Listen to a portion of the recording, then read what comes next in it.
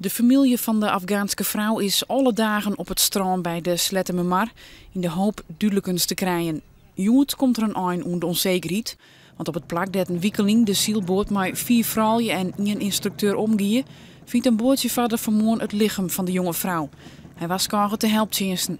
Toen hebben wij, maar de brandweer, de politie en brandweer, binnen mijn boord heen gekomen. Een mooie dokter, een GGD-arts en iemand van de technische recherche om te zien van inderdaad of het om dat famke gaat.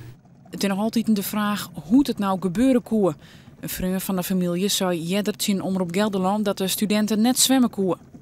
Ze kon niet zwemmen. Nee, alleen het probleem was dat bij ons geloof van onze cultuur dat je mag geen dunne kleren of zwemmenkleren dragen.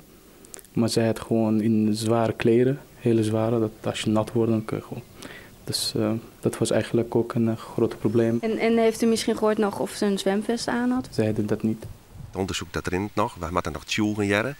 Ik meestal de famkes die in de boot zitten, die in waterval binnen en onder kwollen rekken binnen, in shockwaves binnen.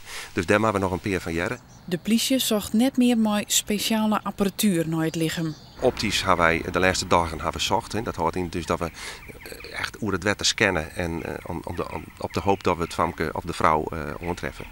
Ja, want ik kan me ook voorstellen, het is het hemelvette dag, soort meestal vrij, soort meestal het wetter op, dan word je toch liever net dat een oor zoks vindt. Klopt, daarom hebben wij dus ik zo van bij blauwe wol in de omjouwing omvaren. De hele dag wel terug om te zien van mocht er überhaupt iets boven komen dromen wat er op dit lichaam liedjes zoeken, dat we direct de hele zaak overzetten konden. Want we willen natuurlijk uitsluiten dat watersporters er mooi in contact komen. Maar helaas is het wel bad.